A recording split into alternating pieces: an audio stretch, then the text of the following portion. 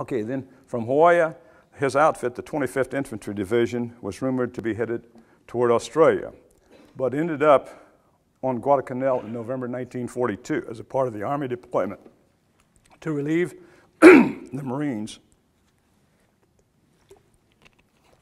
who had landed on the beaches early in August.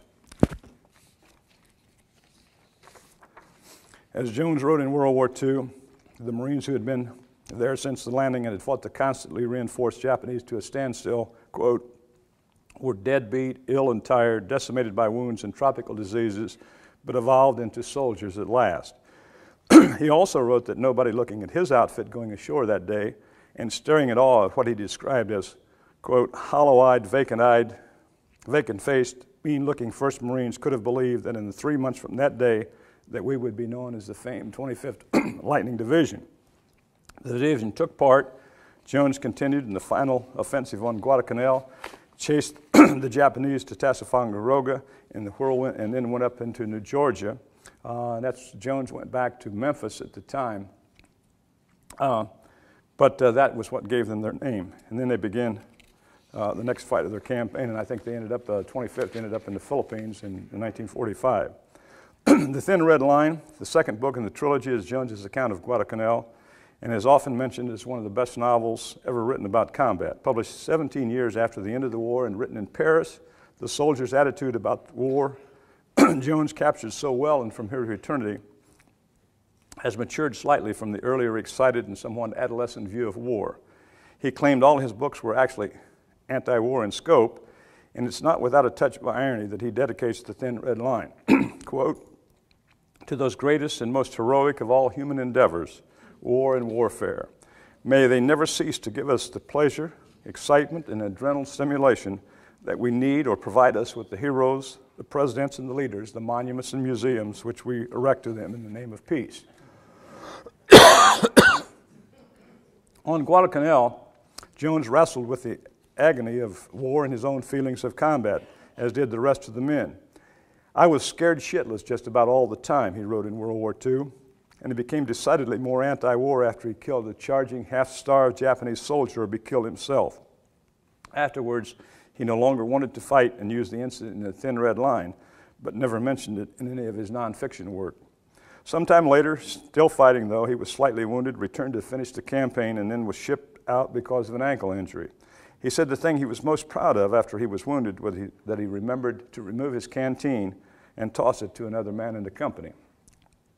In The Thin Red Line, Jones becomes the universal soldier and writes omnisciently from an infantryman's point of view.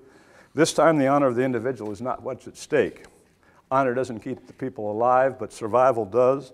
And the glory of war soon vanishes as Jones shows the collective behavior of a cross-section of American men forced into a situation where they have no choice except to fight.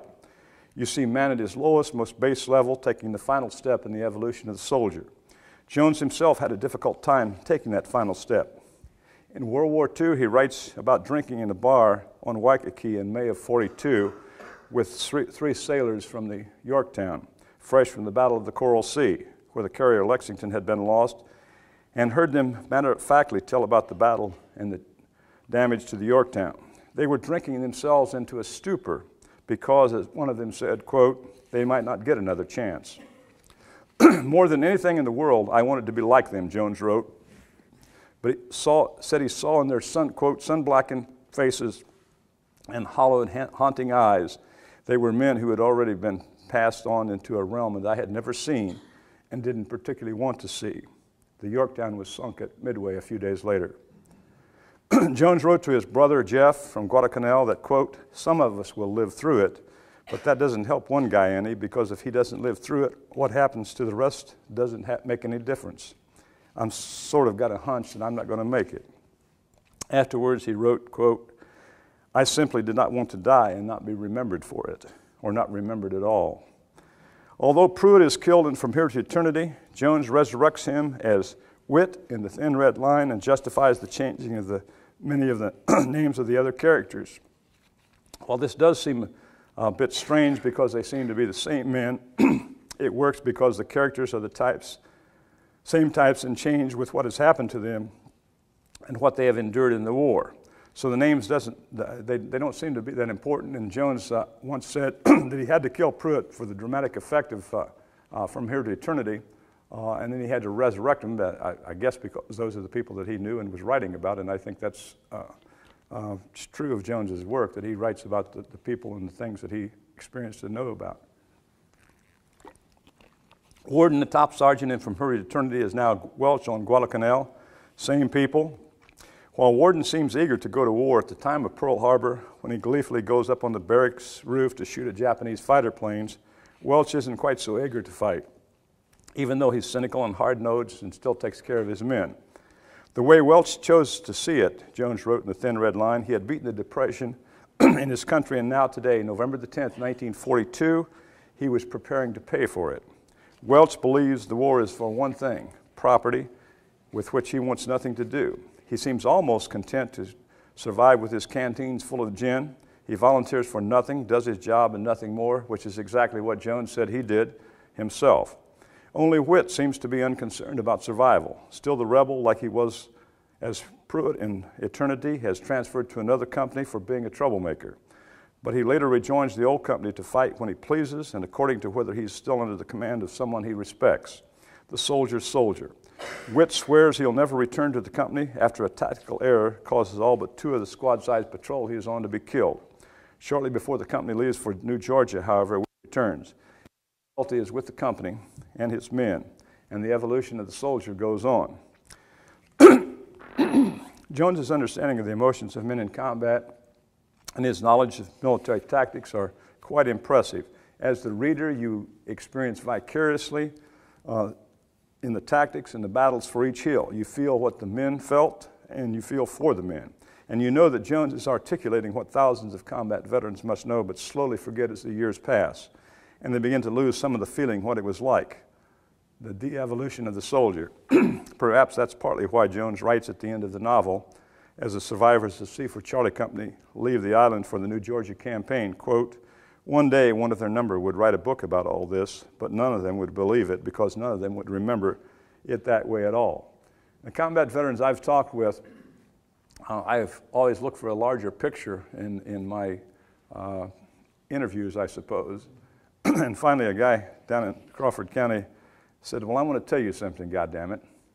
Said, "You know what's going on right in front of you, right on your left, and right on your right." Says, "You don't know what the hell, and you don't even care what's going on the rest of the places sometimes because you're taking care of yourself and the people around you."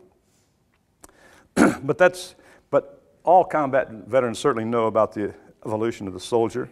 Even the old cigar-stomping doctor who treats Fife for the same type of head wound that Jones actually received on Guadalcanal had evolved into a soldier.